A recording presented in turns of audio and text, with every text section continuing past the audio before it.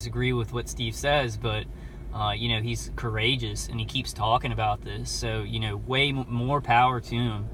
But like, I'm kind of, you know, like these car videos like that I'm doing, I want to be able to do something productive during them, like thinking about things and thinking about information, because I've done so many years of just talking about this without like putting evidence up on the screen or something like that, that I really feel like when I do that, I'm just saying things over and over. Like I'm just, you know, I'm always like, hey, I hope you guys are doing good. I hope you know, and I'm sure y'all are sick of that every video.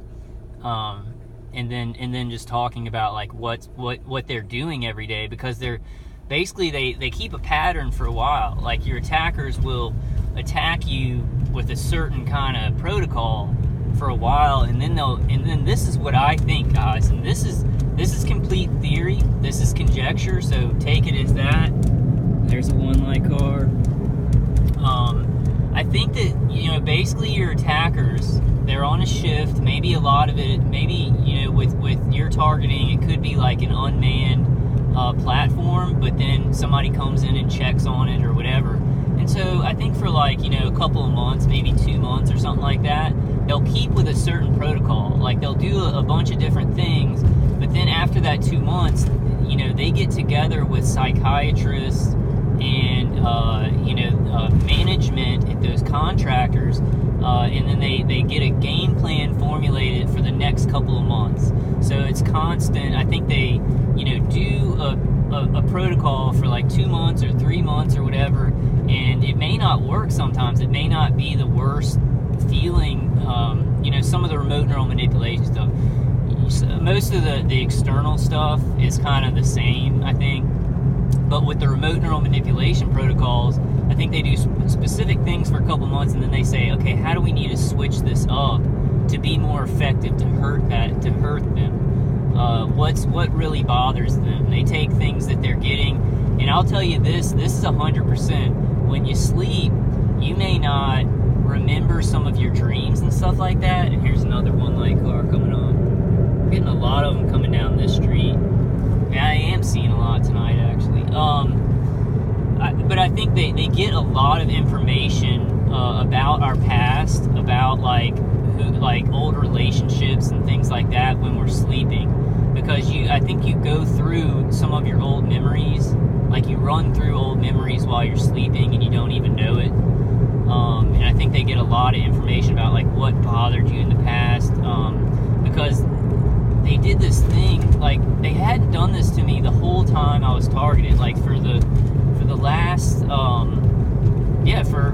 okay, I knew I was targeted 8 years ago, and maybe before they did it, but through the 8 years, they had never done a directed dream where I had to give a presentation, and that's always something that really bothers me. But they've started doing that recently, so they must have, you know, gone through some old memories or something of me giving presentations and hating it, and then they've started to do that more. You know, so they're always trying to get more information about us so that they know what bothers us. And I mean, that's common sense. They get information about us, even not through when we're sleeping or memories or things like that, but just what we do when they're surveilling us during the day. But I just found that kind of interesting, how they had never done a directed dream of me giving presentations, like, because that I hate giving presentations, like on stage. I've just, it's like, you know, stage fright times 100, which I think that's probably changed. Like, I think if I was talking about targeting, and here's the light change right when I'm coming up to it, y'all do see that, right? Like, y'all do see that, the frequency of it, because they do that. They change the lights on me, and then the one light vehicle is always by me. That's the main things that I observe. That's the main things that I know that they're doing, so that they do those things a lot. But what was I saying? I forgot what I was saying, totally. I completely forgot. Let me try and remember it. Let me practice trying to remember memory wipes.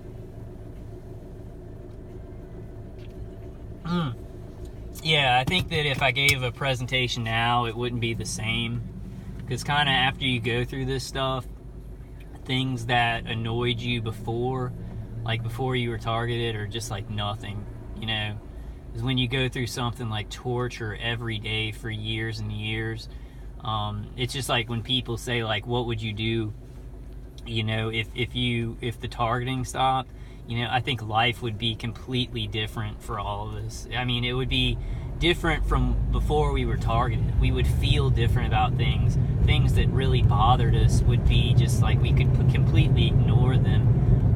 And then things that made us nervous or whatever, because like, oh, what are people gonna think if I mess up when I'm giving a presentation? I'd be like, who cares? You know, now I'd be at the point where I'm like, hey, I know what I'm talking about. I'm gonna do the presentation and people are gonna like it, you know? Just like, I mean, so that will be, I mean, that's something to look forward to hope for, because if this targeting ends, boy, everything in life is gonna be easy breezy. I mean, I'll have medical stuff and health issues from it, but like dealing with people and caring or not caring about something little, I mean, that will be just like heaven. And you'll I mean, and there's a one light car on the other side. I don't think I'll be able to get it.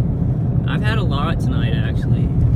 Oh, it almost ran up on the curve there.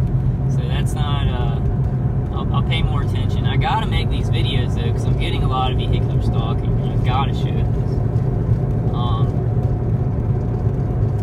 Just do that as a form of meditation.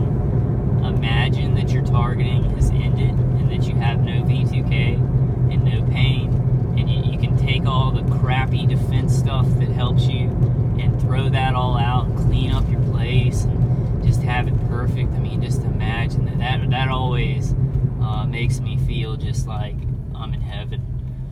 Like I would be working on my book, my fantasy book, which I wrote a first draft of it, but and then I wrote a second draft of it on USB drive. So I had the whole second draft typed up on a USB drive, and it burnt. It got cooked in the fire, in the fire that happened in that house.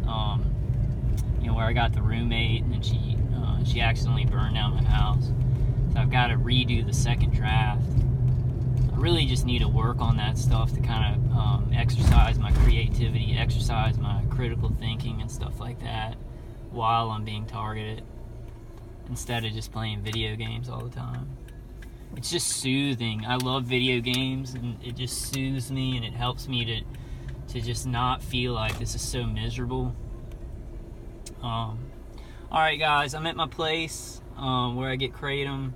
I love y'all. I was just kind of trying to think stuff out and get some examples of vehicular stalking. I love y'all. I'll be making a lot more you know, concrete evidence videos, you know, because that's kind of where I'm at right now. I feel like that's the most productive thing. I feel like I've just been talking on the fly about targeting for so many years that I start just repeating and repeating and repeating. So we've got to evolve.